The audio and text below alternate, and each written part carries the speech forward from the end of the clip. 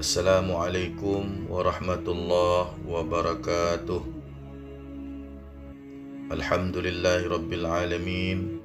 Wassalatu wassalamu ala ashrafil anbiya'i wal mursalin, Sayyidina wa habibina wa maulana Muhammadin wa ala alihi wa ashabi rasulillahi ajma'in. Amma ba'd. Saudara seiman Aslam Video Channel rahimakumullah, masih pada pembahasan kisah Nabi dan Rasul, dan di kesempatan ini saya akan menceritakan tentang ringkasan kisah Nabi Ismail alaihissalam. Nabi Ismail adalah putra dari Nabi Ibrahim alaihissalam. Sedikit kembali pada kisah sebelumnya, yaitu kisah dakwah Nabi Ibrahim alaihissalam, yang mana kisah ini erat saling berkaitan. Di saat akhir dakwah Nabi Ibrahim kepada kaumnya, ia masih mendapati bahwa ayahnya masih saja menyembah berhala dan tidak mau mengikuti ajaran Ibrahim, serta masih banyak juga kaumnya yang tetap dalam kesyirikan. Hal inilah yang membuat Nabi Ibrahim berhijrah meninggalkan ayahnya dan kaumnya dan berangkat ke Baitul Maqdis atau Palestina yang kita kenal. Sejarah kehidupan Rasul umumnya memiliki kemiripan. Kebanyakan ditentang oleh kaumnya sendiri, dan sebagian besar mereka selalu berhijrah. Kalau kita cermati, itulah risiko dari satu perjuangan. Begitulah tantangan yang dihadapi dalam melaksanakan dakwah. Cobaan-cobaan yang diberikan juga silih berganti sebagai cara Allah untuk menetapkan hamba-hambanya yang akan terpilih menjadi nabi dan rasulnya. Tak terkecuali hal ini jugalah yang menimpa Nabi Ibrahim alaihissalam sebagai salah satu manusia pilihan. Cobaan-cobaan yang diberikan Allah kepada Nabi Ibrahim pun luar biasa beratnya, sehingga pantaslah kalau beliau termasuk dalam golongan nabi yang bergelar ulul azmi dan mendapat titel khusus dari Allah, yaitu Khalilullah, yang artinya orang yang mencintai dan dicintai Allah. Ini terbukti dari cobaan-cobaan yang dihadapinya. Pertama, dari perkawinannya dengan Siti Hajar yang sudah sekian lama tidak mendapatkan anak keturunan. Padahal kita ketahui bahwa anak adalah pelanjut sejarah, penyambung cerita, si buah hati belahan jiwa. Namun, beliau tetap bersabar dan terus menyemangati istrinya bahwa suatu saat Allah akan mengaruniai mereka keturunan. Sampailah satu hari, istrinya bermusyawarah kepada Nabi Ibrahim untuk menyilakan kepada Nabi Ibrahim menikah kembali. Istrinya mengkhawatirkan dengan usia yang sudah tua akan sulit mendapatkan keturunan. Namun di sini Nabi Ibrahim secara halus menolak tawaran itu dan tetap saja memberikan semangat kepada istrinya untuk tetap bersabar. Tetapi setelah didesak, akhirnya Nabi Ibrahim menyetujui permintaan istrinya. Itu pun dengan syarat bahwa Hajar sendiri yang harus mencarikan wanitanya. Lalu Hajar memilih Siti Sarah untuk menikah dengan Nabi Ibrahim. Hingga satu waktu kesabaran Nabi Ibrahim berbuah manis. Allah memberikan karunia seorang putra yang bernama Ismail. rasa syukur tak henti-hentinya mereka ucapkan kepada Allah yang telah memberikan karunia anak kepada mereka. Sampai di sini, Allah kembali memberikan ujian kepada sang Khalilullah ini. Allah berseru, "Hai Ibrahim, kau cinta kepadaku," kata Allah seolah-olah. "Setelah punya anak, masuk rasa cintamu kepada anakmu. Allah mau buktikan mana cintamu yang lebih besar, kepada anakmu atau kepadaku," kata Allah. Maka turunlah perintah untuk menyembelih anaknya sendiri. Dalam satu riwayat menceritakan bahwa latar belakang peristiwa menyembelih anak ini sebenarnya gara-gara Nabi Ibrahim juga, yang pernah terlepas bicara. Waktu dahulu, saat menyembelih 300 unta dan 1000 ekor kambing, yang mana dagingnya dibagikan kepada fakir miskin, Nabi Ibrahim pernah berucap, "Jangankan 300 unta dan 1000 kambing, anak pun akan siap aku korbankan, semata-mata untuk mendekatkan diri kepada Allah." Melihat hal itu, jangankan manusia, malaikat pun kagum atas pengorbanan Nabi Ibrahim tersebut.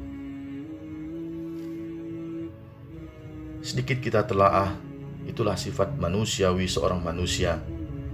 Di saat belum berpunya atau memiliki, akan mudah berkata atau berjanji akan memberikan atau bersedekah.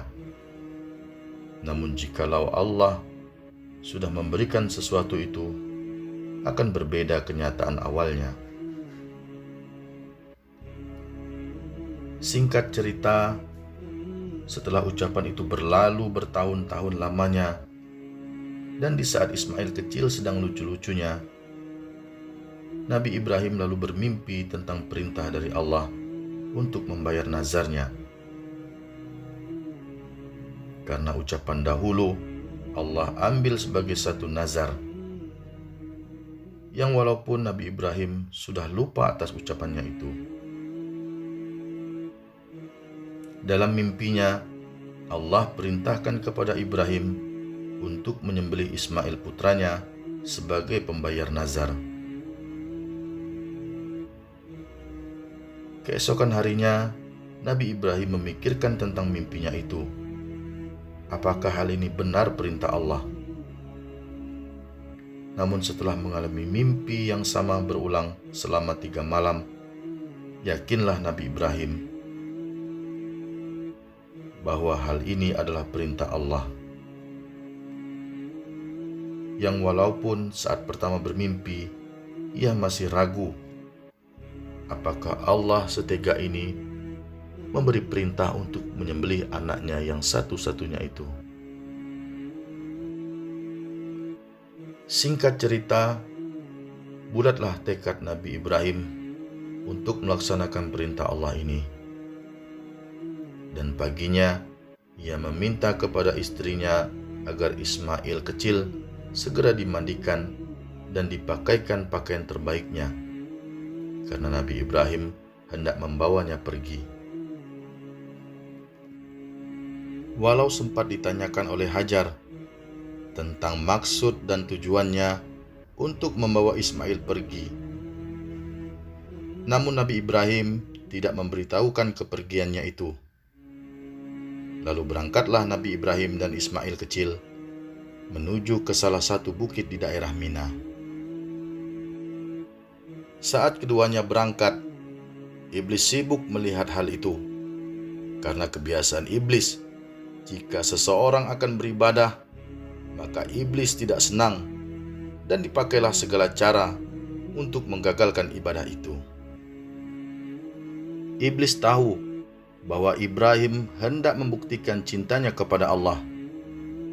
Karena saat itu bulat sekali tekad Nabi Ibrahim untuk melaksanakan perintah Allah, sekaligus membuktikan cintanya kepada Allah.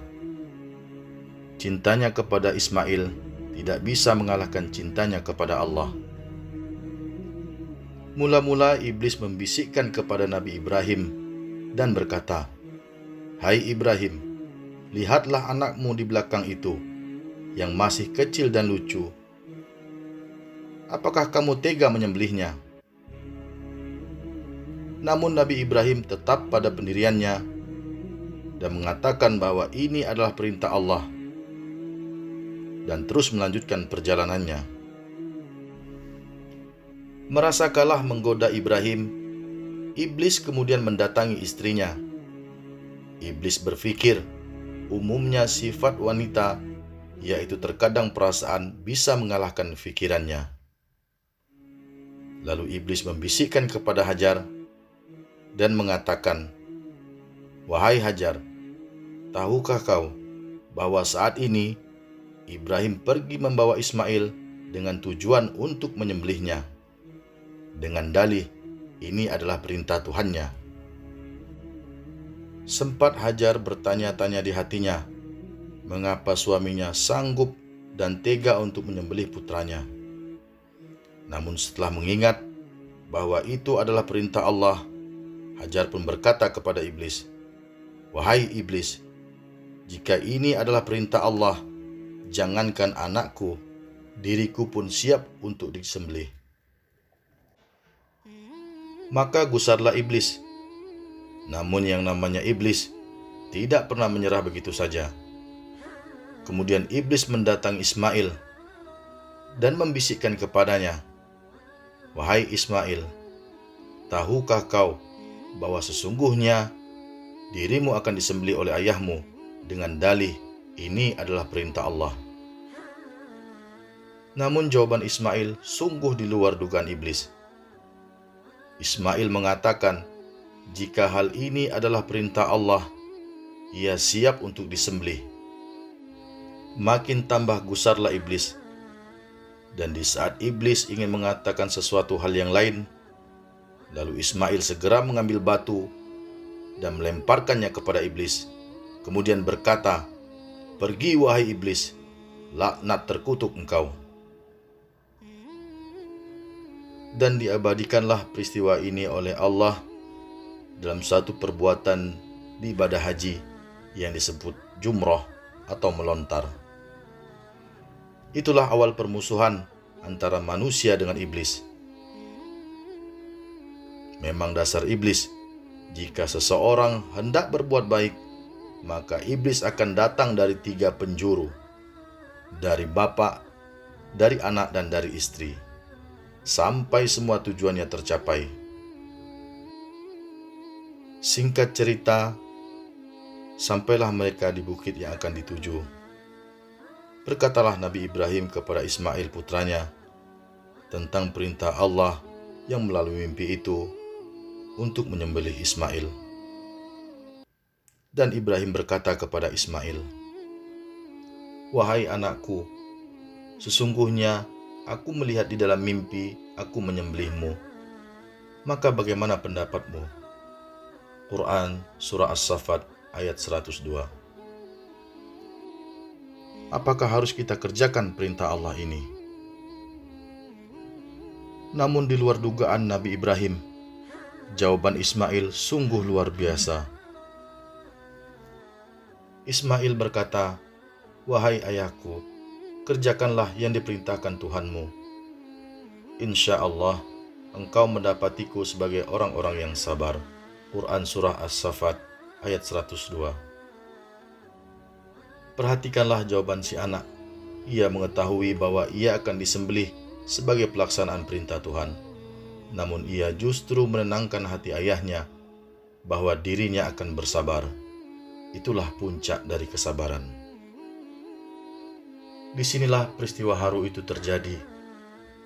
Di saat Ismail berbaring, ia menelungkupkan wajahnya di atas tanah sebagai bentuk hormat kepada ayahnya, agar saat ia disembelih, ayahnya tidak melihatnya, dan sebaliknya, Ismail juga tidak melihat ayahnya. Keduanya berserah diri kepada Allah.